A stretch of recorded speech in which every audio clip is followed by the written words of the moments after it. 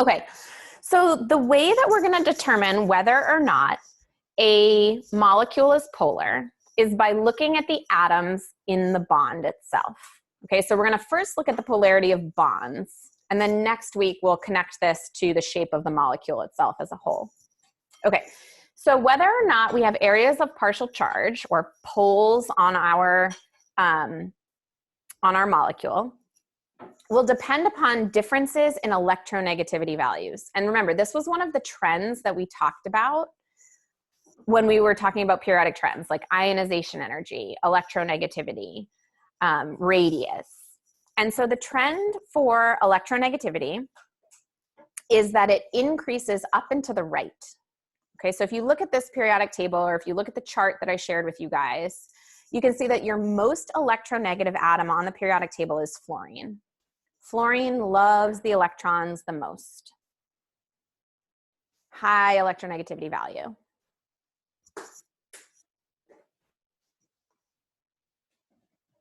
The noble gases, you can see helium and neon and argon. They don't have any electronegativity values because they never bond. Some of the heavier noble gases can be forced to bond, so they have electronegativity values, but for the most part, we just ignore the noble gases because they don't tend to bond. So if we wanted to generalize this trend with a few statements, can you be quiet, please? I'm recording. Daughter's banging around the kitchen. Okay, so if we wanted to generalize this trend with a few statements down below in your notes, metals have a generally low electronegativity value. Metals don't really love their electrons. Non-metals tend to have a high electronegativity value. The non-metals really want electrons. The highest electronegativity values are going to be found with your halogens. Nitrogen and oxygen also have pretty high electronegativity values. So nitrogen, oxygen, fluorine, and then the halogens will have high electronegativity values. And the noble gases have no electronegativity values.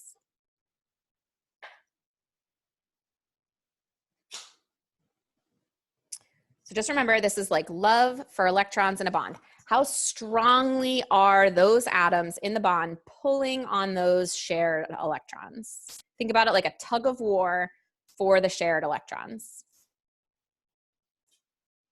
Okay, so come on, slides. There we go. It's this difference in electronegativity that's going to determine our bond type. You know, is this bond going to be ionic? Is it going to be polar covalent or non-polar covalent? Ionic, when there's a really big difference in electronegativity values, those electrons are just going to get transferred. Because one atom, the non-metal, wants the electrons so much more than the metal that has very low electronegativity values. In a polar covalent bond, you've got differences in electronegativity values, but none big enough to cause a transfer of electrons. And in a non-polar covalent bond, the differences in electronegativity are so small or non-existent that those electrons are going to be shared equally. Now, what you'll notice here in this diagram to the right, you guys, is that there's not like a hard and fast line here between ionic and polar covalent or non-polar covalent and polar covalent. There's like a, you know, a blend of characteristics, we say.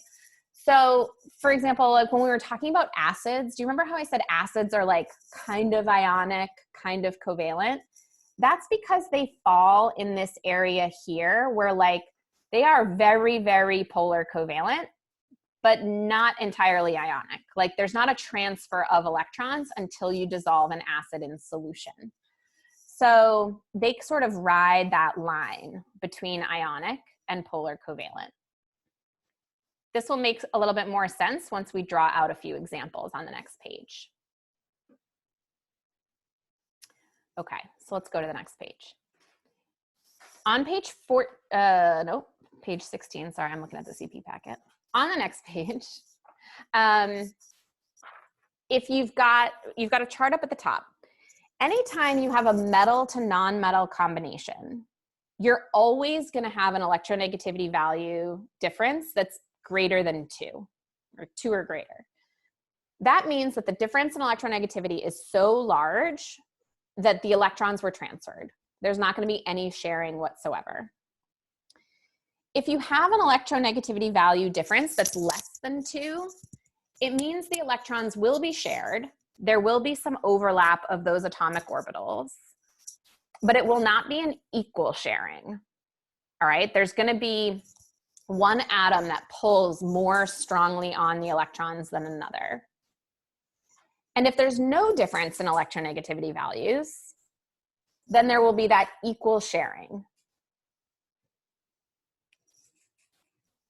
And I think the best way for me to talk through these examples is on my whiteboard. So I'm going to switch my screen sharing here.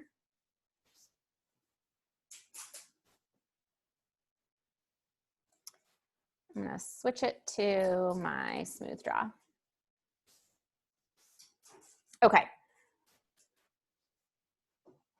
I'm going to pause the recording here and make sure everybody's good to go. Okay, so down below you guys see 3 examples, or on your page you see 3 examples. Let's draw out what these examples look like here. All right, so this first example where I have a positively charged cation and a negatively charged anion and no overlap of orbitals, this is clearly an example of an ionic bond. Let's draw it out. Let's say we have sodium with its 1 valence electron, and we have chlorine with its 7. Let's bring into the conversation electronegativity values. So whether you're looking at you know, the previous slides, or whether you downloaded that chart, I'm going to look up the electronegativity value for sodium. And it's 0.9, right? Metals have a low love for electrons, low electronegativity value. Chlorine, on the other hand, has a higher electronegativity value. Chlorine's value is 3.0. This is a difference of 2.1. Remember, if you have a difference of 2 or greater, that means you're going to have an ionic bond. And we know that, right? Metals don't love their electrons. Metals are going to donate their electrons to the nonmetal. So anytime you have metal, nonmetal, you guys, you don't even need to do the math of those electronegativity values. They will always be a big enough difference to result in a transfer of electrons. So here you're going to end up with a sodium with a 1+ charge and a chlorine with a 1-, and that is going to be an ionic bond. Imagine that's like me trying to play tug of war with like Rob Gronkowski. Like, he is gonna win that tug of war. He is gonna rip the rope right out of my hands and like walk away with it. I have like no fighting shot against Rob in a tug of war for that rope, or in the case of chlorine and sodium, sodium's got no chance at holding on to that electron.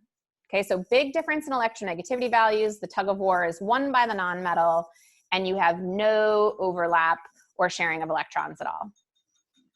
You've got the transfer.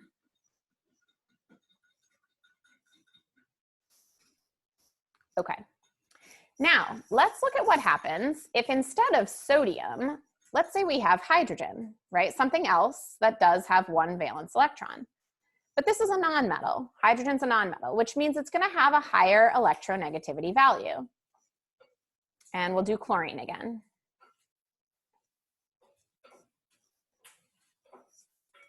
This time, when we look at these values, this is a, hydrogen's value is it 2.1? Yeah. Hydrogen has an electronegativity value of 2.1, and we already knew chlorine's was 3.0. So this is a difference right here of 0.2. 9. This is a polar bond, okay? In other words, these electrons in this shared bond between the nonmetal to nonmetal, we know that's going to be covalent. But because chlorine loves the electrons more than hydrogen, those electrons are going to spend more time closer to chlorine. And we can show that in a Lewis dot structure, like so. So we draw our Lewis dot diagram, and then we draw an arrow towards the more electronegative atom. And we put a tail on the arrow as well to indicate that it's a polarity arrow. This is showing that the electrons are being pulled more towards chlorine. And so when you have this unequal sharing of electrons, you get a polar covalent bond. This is an unequal sharing. And so if we look at this diagram here on the right, you can see that the area around the chlorine atom is slightly larger. The electrons have shifted towards the chlorine, and that electron cloud has gotten a little bit bigger, and it has gotten a little bit negative. This is called a partial charge symbol, partially negative. And the hydrogen, because it's lost the electrons a little bit, I mean, not completely, is going to be partially positive. Right? Like this would be like me playing tug of war, not with Gronk, but like with my husband. You know, my husband is stronger than I am, unfortunately. But the fact of the matter is that he's stronger. And so he would not walk away with the rope, but like the rope would spend, you know, I'd spend more time on his side of the tug of war, you know, than he would spend on mine. Like I would get shifted more towards his side of the tug of war line. But I wouldn't let go, right? I'm strong enough to hold on. That's what's going on in a polar covalent bond. And then finally, if I was playing tug of war with myself, right? So instead of hydrogen to a chlorine, what if I had a hydrogen bonded to another hydrogen? There's going to be equal sharing because each of these hydrogens both have an electronegativity value of 2.1. So this bond, the electrons are going to be right smack dab in the middle. If you're playing tug of war with yourself, nobody's going to win. And this even distribution of electrons is considered a non-polar covalent bond. And you can see here in our diagram an equal distribution. Savannah, please.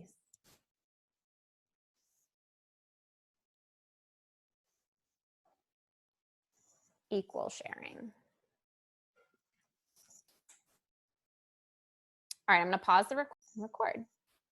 Okay, so we talked through what all of these diagrams are representing.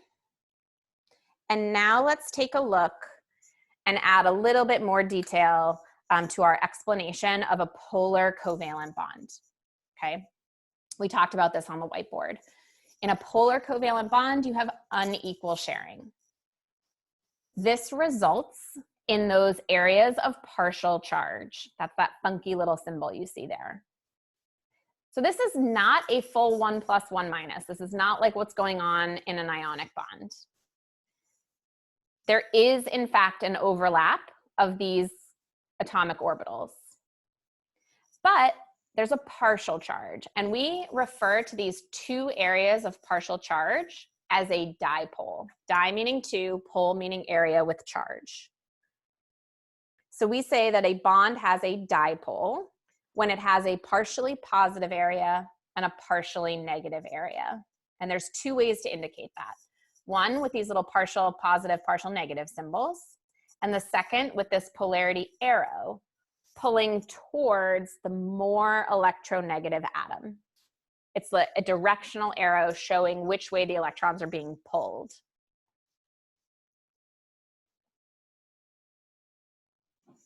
And so when you get these areas of partial charge, the negative area on one molecule is able to attract to the positive area on a neighboring molecule. This is the intermolecular force that I was referring to that's pulling those water molecules together.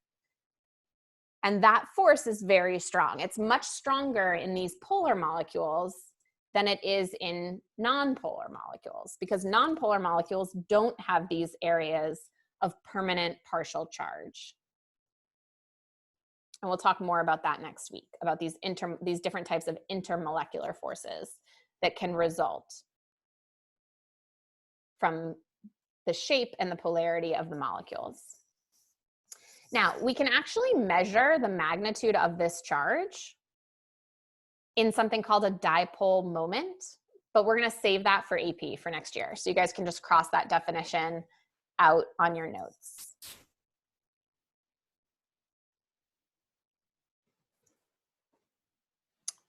Okay, so moving on to nonpolar covalent. A nonpolar covalent has no dipole because you have symmetrical electron density. The electrons are evenly distributed around both of the nuclei in the bond. And so you have no areas of partial charge. Now, this is typically between identical atoms, like a hydrogen to a hydrogen or a chlorine to a chlorine. Although technically there are atoms that are different that have the same electronegativity values. So technically, if you had two atoms with the same electronegativity value, you could also have a nonpolar covalent bond. But the most common types that you're going to see are elements that are bonded to themselves.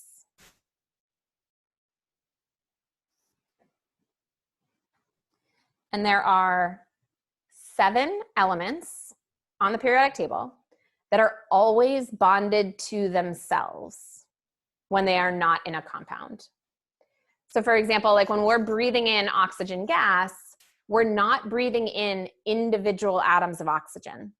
We're actually breathing in oxygen molecules, and oxygen bonded to another oxygen. We're breathing in O2. It's the same for hydrogen and for nitrogen and for chlorine and for bromine and for iodine. There's 7 of them, and we have to memorize them. Because in our next unit, reactions, where stuff gets really exciting, we're going to start reacting different substances with each other. And when I say hydrogen reacts with oxygen, that means that H2 reacts with O2. Okay, so the formula of the substance is obviously going to matter because that's going to affect our balanced reaction, and that's going to affect our stoichiometry and all of our math that we're doing associated with these reactions. So on our next page, we need to list these 7 elements. They are called diatomic elements, 2 atoms bonded together when they are not in a compound. And the way that I memorize them is the word Brinkelhoff. Like if you just remember the word Brinkelhoff, I know it's a funny sounding word, those are your 7 diatomic elements: bromine, iodine, nitrogen, chlorine, hydrogen, oxygen, and fluorine. You could also memorize it as HNO halogens, right? There's kind of like a little ring to it, HNO halogens. Or on your periodic table, hydrogen, start at 7, draw a 7, which is like, you know, so hydrogen is over on the left. And then if you start at number 7 on the periodic table, that's nitrogen. And then you draw a 7, so it would go from nitrogen to oxygen to fluorine and down, you know, like draw a 7. I like Brinkelhoff. If you forced me to get a chemistry tattoo, I would get Brinkelhoff, like right down the forearm. I don't have any chemistry tattoos, but if I had to. Okay, so there's no other, nothing else we can do except memorize those. Very, very important. Again. Okay, so we're gonna scroll down here and we're gonna do some examples down at the bottom of your page, identifying polar versus nonpolar versus ionic bonds. Let's switch colors. Let's do pink. Okay, our first example is H2. 2. Now I know you can just eyeball it and you know that that's nonpolar because we already did the example, but let's just work it out. We've got a hydrogen bonded to a hydrogen and an electronegativity value of 2.1 and 2.1. That's clearly going to be equal sharing and obviously non-polar covalent.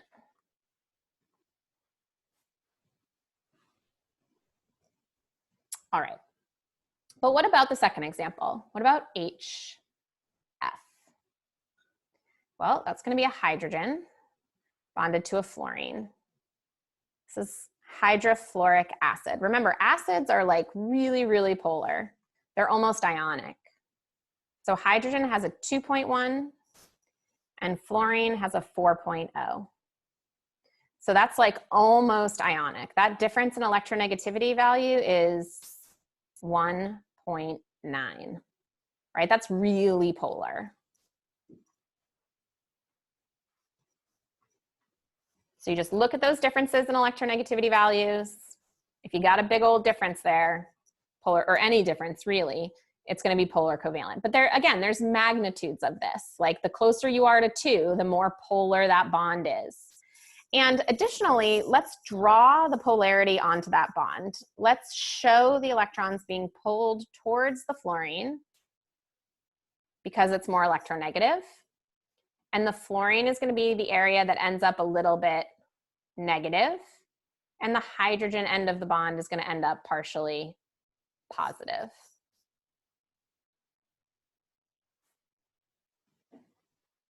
So the 2 ways to show that with the pull of the arrow and your partial charges. What if instead of hydrogen to fluorine, we have potassium to fluorine? As soon as you guys see a metal there, potassium is a metal, you don't even have to do the math. I mean, we could do the math if we wanted to, but we don't have to because we know metal to nonmetal is always ionic. I mean, just for giggles, like let's look up potassium, 0.8. Okay, so potassium has a 0.8 and fluorine has a 4.0. Okay, so that's a difference of greater than 2. So we know for sure that that's going to result not in a sharing of electrons, but in a transfer. And we show the electron being transferred to the fluorine. You end up with a 1 plus and a 1 minus. That, oh geez, that was some really terrible handwriting all of a sudden. That's an ionic bond.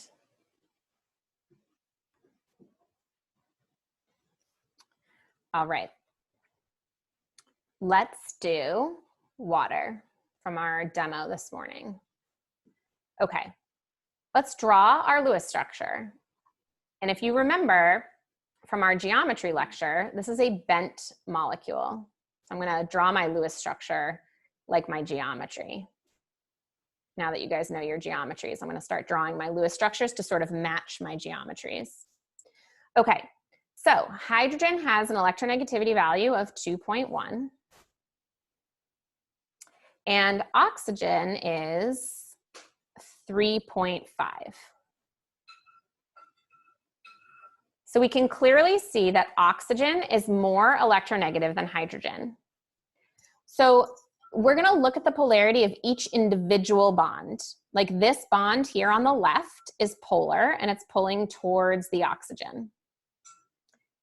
This bond here on the right is also polar and it's pulling up towards the oxygen. So all of the electrons in this water molecule are getting pulled up towards the oxygen. And on top of that, on the oxygen atom are 2 lone pairs. So like the oxygen's gonna end up like really partially negative. And down here, both of your hydrogens are gonna end up partially positive. So the water molecule ends up with these 2 very distinct areas. This area up at the top, that's partially negative, and this area down at the bottom, that is partially positive. This is a polar covalent molecule. And it's consisting of 2 polar bonds. So you can have polarity with multiple bonds, or like in the example we did up above with the hydrofluoric acid, you can have polarity with just one bond. Okay, do a couple more. Let's do CH4. Remember from our geometry lecture, this is going to be tetrahedral. So I'm going to try to kind of draw it tetrahedral.